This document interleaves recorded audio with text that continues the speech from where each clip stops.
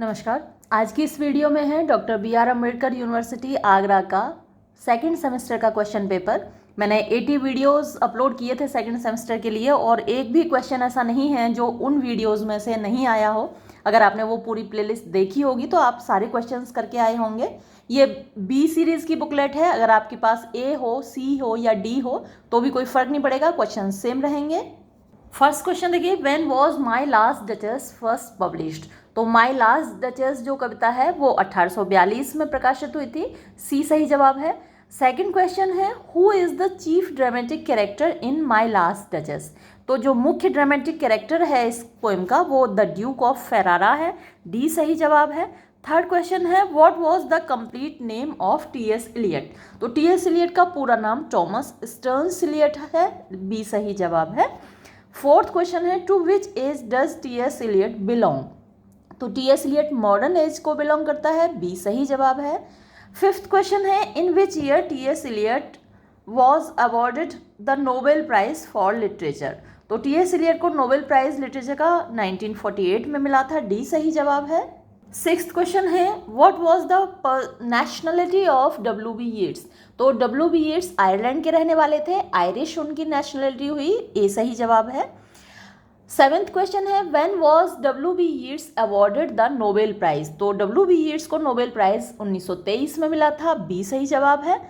Question number 8, to which school of poetry of the post war era does Philip Larkin belong. तो Philip Larkin movement poetry को belong करते हैं। A सही जवाब है। Ninth question देखिए, how many stanzas does the poem Church Going have. तो Church Going में 7 स्टेंजाज हैं। बी सही जवाब है।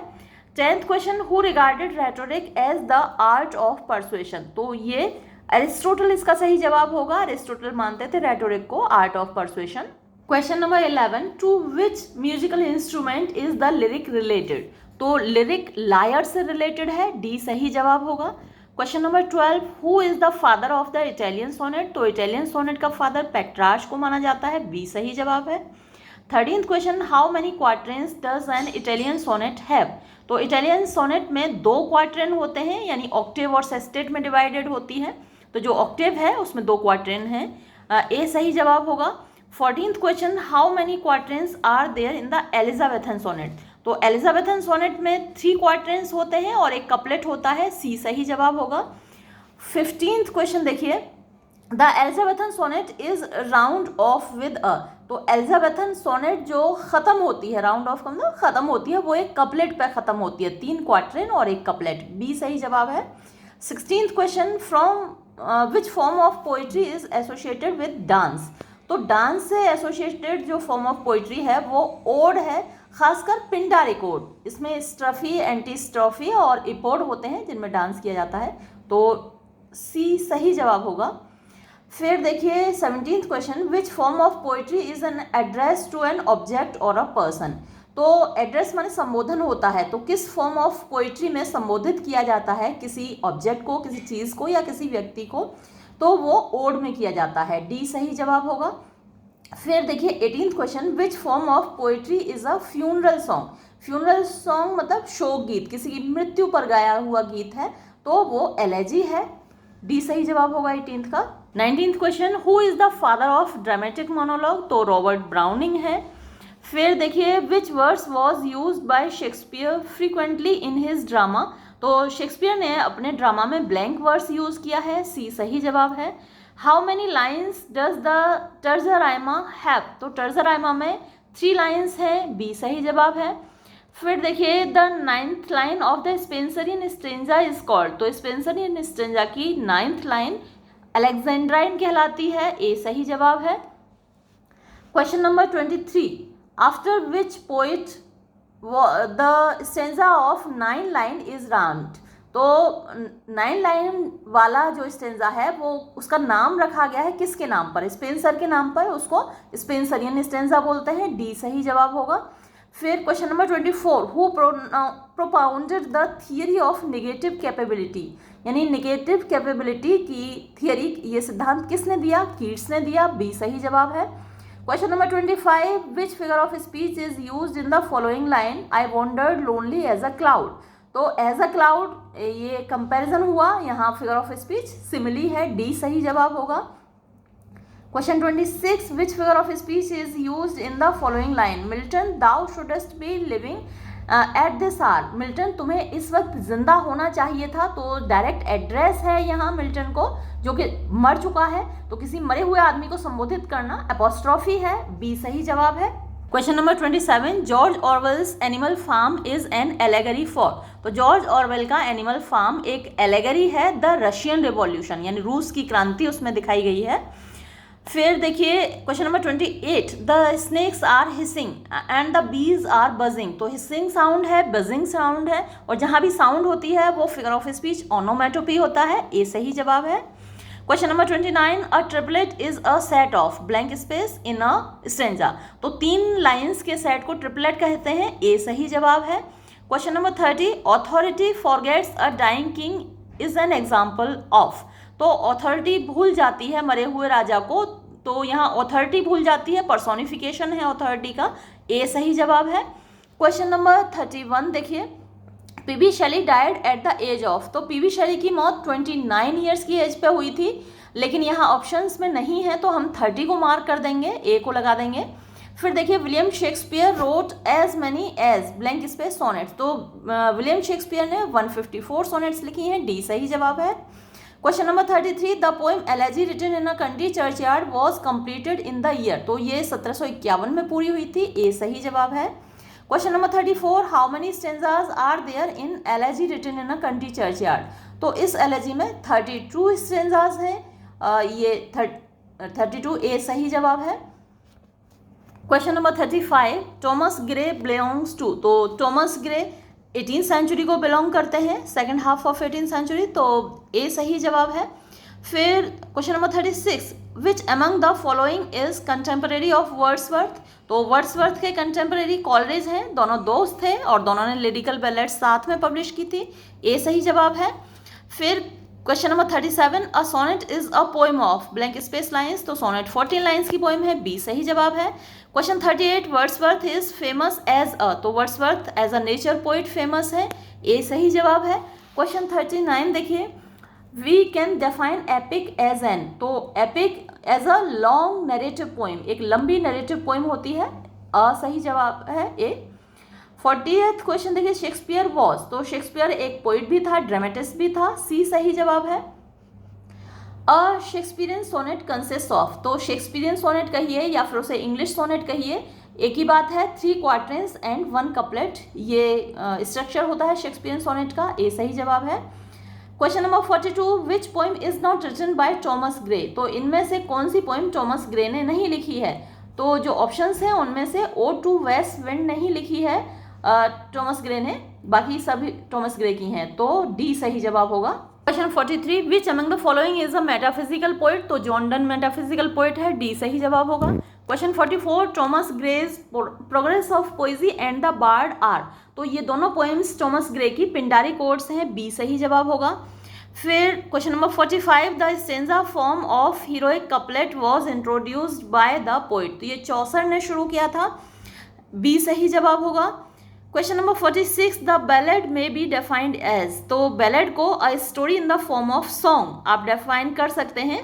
ला बैलेड एम सांसमर की ये बहुत फेमस बैलेड है जॉन कीट्स की, जो मैंने अपलोड भी की है। फिर देखिए question number 47, the poem the world is too much with us was published इन, ये 1807 में प्रकाशित हुई थी, ए सही जवाब है। Question 48, the world is too much with us is written by. तो ये पोएम विलियम वर्ड्सवर्थ के द्वारा लिखी हुई है, डी सही जवाब है। Question number 49, John Donne has compose the following poem. तो जॉन डन ने इनमें से कौन सी पोएम लिखी है? प्रेजेंट इन एब्सेंस लिखी है। फिर देखिए, Iliad and Odyssey are the best examples of. तो इलियड और ओडिसी दोनों ही एपिक के एग्जाम्पल हैं, ये दोनों एपिक्स होमर ने लिखे हैं, ग्रीक पोइट है Homer.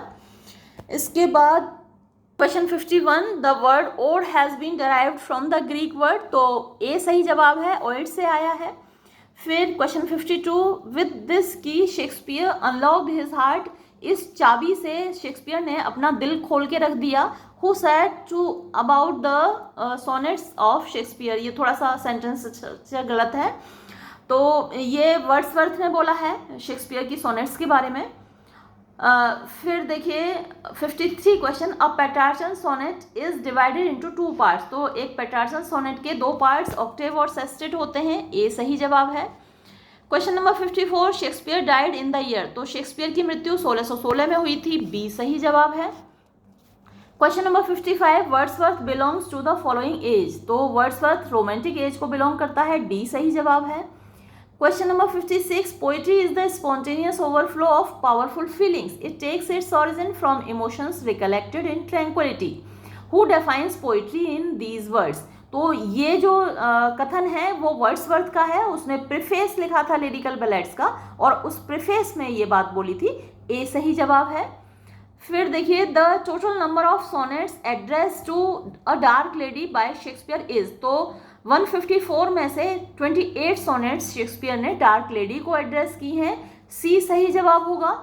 58th question, what is the total number of sonnets addressed by Shakespeare to mister WH। तो बची हुई जो 126 सोनेट्स हैं वो शेक्सपियर ने मिस्टर WH को एड्रेस की हैं, ए सही जवाब होगा। Question number 59, William Shakespeare belongs to. तो विलियम शेक्सपियर का संबंध एलिजाबेथन पीरियड से है, ए सही जवाब है। 60 क्वेश्चन देखिए, which poem was not written by Wordsworth. तो इनमें से लेमेंट वर्ड्सवर्थ की नहीं लिखी हुई, बाकी सारी पोएम्स वर्ड्सवर्थ की हैं। फिर who is known as the precursor of the romantic movement. तो रोमांटिक मूवमेंट के प्रीकर्सर के रूप में विलियम ब्लेक को जाना जाता है। और भी बहुत सारे पोइट्स हैं, थॉमस ग्रे भी उन्हीं में है, विलियम कॉलिंस भी इन्हीं में है। तो यहाँ ए सही जवाब होगा। क्वेश्चन नंबर 62 देखिए, 62 इधर ही है। Which is the greatest epic written by Milton. तो मिल्टन के द्वारा लिखा गया महाकाव्य पैराडाइज लॉस्ट है, सी सही जवाब है। Question 63, with which object does Shakespeare compare true love. तो यहाँ विद दोबारा नहीं आएगा, यहाँ मिसप्रिंट है ये, an ever fixed mark, A सही जवाब है। Question number 64, the theme of Milton sonnet on his blindness is. तो इस पोएम की थीम पर्सनल है, डी सही जवाब है। Question 64, in which poem does the following line occur, they also serve who only stand and wait. तो ये जो लाइन है वो ऑन हिज ब्लाइंडनेस से ली गई है, सी सही जवाब है। Question 66, what is Milton lamenting in his poem on his blindness. तो ऑन हिज ब्लाइंडनेस में मिल्टन किस चीज़ पर विलाप कर रहा है, ऑन हिज ओन ब्लाइंडनेस, यानी अपनी खुद की जो अंधापन है उस पर विलाप कर रहा है। फिर question 67, what is Milton justifying in his sonnet on his blindness. तो अपनी सोनेट ऑन हिज ब्लाइंडनेस में किस चीज़ को जस्टिफाई कर रहा है मिल्टन, वेज ऑफ गॉड, यानी भगवान के जो तौर तरीके हैं उनको जस्टिफाई कर रहा है, सी सही जवाब है। whom does Milton want to serve। Milton किसकी सेवा करना चाहता है, हिज मेकर, अपने बनाने वाले की, ईश्वर की, ए सही जवाब है। 69 question, which figure of speech is use in the following but patience to prevent that murmur soon replies. लेकिन धैर्य उस बड़बड़ाहट को रोकने के लिए शीघ्र ही उत्तर देता है। तो यहाँ पर्सोनिफाई किया गया धैर्य को, सी सही जवाब है। John Donne is regarded as a metaphysical poet because, यहाँ सी सही जवाब है, ही यूजेस मेटाफिजिकल कंसीट्स। इसके बाद क्वेश्चन नंबर 71 देखिए, वर्ड्सवर्थ वॉज बॉर्न इन। तो वर्ड्सवर्थ का जन्म 1770 में हुआ था, ए सही जवाब है। Question 72, in which year was Thomas Gray made poet laureate. तो थॉमस ग्रे को 1757 में पोइट लॉरिएट बनाया गया था, ए सही जवाब है। फिर when did Thomas Gray pass away. तो थॉमस ग्रे की मृत्यु 1771 में हुई थी, ए सही जवाब है। फिर देखिए, to which school of poetry does Thomas Gray belong. तो Thomas Gray graveyard school of poetry को बिलोंग करता है, बी सही जवाब है। Question 75, which among the following is a transitional poet. तो इनमें से ट्रांजिशनल पोइट कौन है, जिनको प्रीकर्सर्स ऑफ रोमांटिसिज्म भी कहा जाता है। मैंने पहले भी बताया था, जब बात विलियम ब्लेक की आई थी तभी मैंने आपको बोला था कि थॉमस ग्रे, विलियम कॉलिंस इन्हीं में शामिल हैं। तो यहाँ थॉमस ग्रे का नाम आएगा, डी सही जवाब है। फिर देखिए, whom is Gray lamenting in his elegy. तो अपनी Elegy Written in a Country Churchyard में ग्रे किसका शोक मना रहा है, किसके ऊपर विलाप कर रहा है, नेमलेस विलेजर्स, यानी वो गांव वाले जिनका कोई नाम नहीं है, बी सही जवाब है।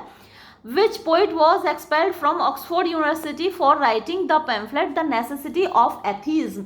एथीज्म होती है जब आपको ईश्वर में विश्वास नहीं होता तो उसकी क्या आवश्यकता है, इस पर एक पैम्फलेट लिखा था पीबी शैली ने ऑक्सफोर्ड यूनिवर्सिटी में, और इसके लिए उसको निकाल दिया गया था यूनिवर्सिटी से, तो ए सही जवाब है।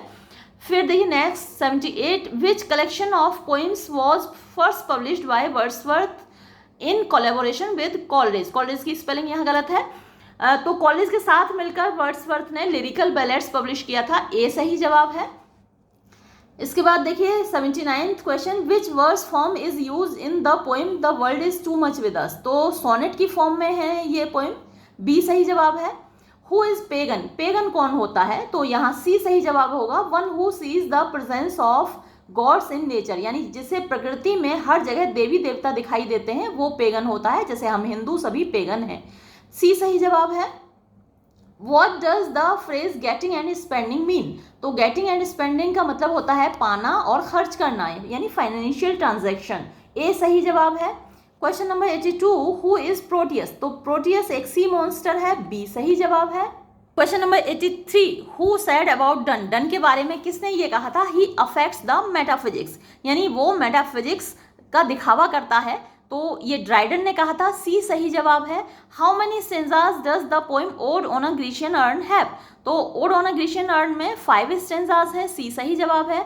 Which cattle is being led to the altar by the priest in the poem Ode on a Grecian Urn, तो प्रीस्ट किस जानवर को बलि के लिए ले जा रहा है odd on a Grecian Urn में, तो अ यंग काउ, एक बछिया है, डी सही जवाब है।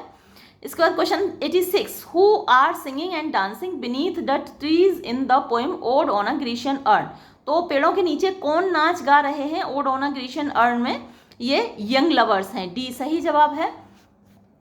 पोइम शायद आपने पढ़ी होगी Ode on a Grecian Urn, मैंने अपलोड की है पूरी पोइम। फिर who is called a sylvan historian in the poem Ode on a Grecian Urn, तो ग्रीशियन अर्न को ही सिल्वन हिस्टोरियन कहा गया है, डी सही जवाब है। फिर देखिए what is the full form of PV शैली, पूरा जो नाम है पीवी शैली का वो पर्सी विशे शैली है, ए सही जवाब है। 89th क्वेश्चन देखिए, which splendid elegy was written by Shelley on the death of Keats, तो कीट्स की डेथ पर शैली ने जो एलेजी लिखी है वो एडोनाइस है। एडोनाइस एक ये पेस्टोरल एलेजी है जिसमें शेफर्ड की फॉर्म में ही हैं दोनों लोग, ए सही जवाब है यहाँ पर। In which verse form is the poem To a Skylark compose, तो टू अ स्काईलार्क ओड की फॉर्म में है, ए सही जवाब है। इसके बाद question number 91, how many stanzas does the poem To a Skylark have, तो ओ टू अ स्काईलार्क में 21 स्टेंजास हैं, और उन स्टेंजास का नाम शायद आपको नहीं मालूम होगा, सिंक्वेंस है, CINQUAINS, यानी 5 लाइन स्टेंजा, इसको नोट कर लीजिएगा, आगे भी आपके लिए इंपॉर्टेंट रहेगा। To which age does Tennyson belong, तो टेनिसन विक्टोरियन एज को बिलोंग करता है, बी सही जवाब है। Which elegy was written by Tennyson, तो टेनिसन के द्वारा इन मेमोरियम लिखा गया है, डी सही जवाब है। In which verse form is the poem Break Break Break compose, तो Break Break Break elegy form में है, डी सही जवाब है। Question number 95, to which age does Elizabeth Barrett Browning belong, तो Elizabeth Barrett Browning Victorian age को belong करती हैं और रॉबर्ट ब्राउनिंग की पत्नी है। क्वेश्चन नंबर 96 देखिए, Elizabeth Barrett Browning was the wife of, ये क्वेश्चन भी आ ही गया, रॉबर्ट ब्राउनिंग की पत्नी है वो, सी सही जवाब है। What is the theme of the sonnets of Elizabeth Barrett Browning, तो इनकी सोनेट्स की थीम अर्थली लव है, बी सही जवाब है।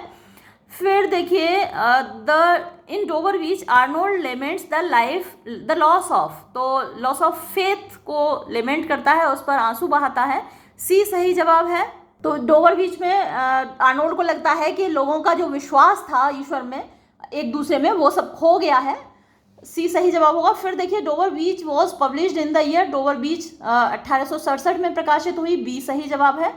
फिर लास्ट क्वेश्चन देखिए, in which verse form is the poem My Last Duchess compose, तो ड्रामेटिक मोनोलॉग के फॉर्म में है My Last Duchess, Robert Browning की कविता है, बी सही जवाब है। तो ये था आपका क्वेश्चन पेपर, सभी ने बहुत अच्छा किया होगा।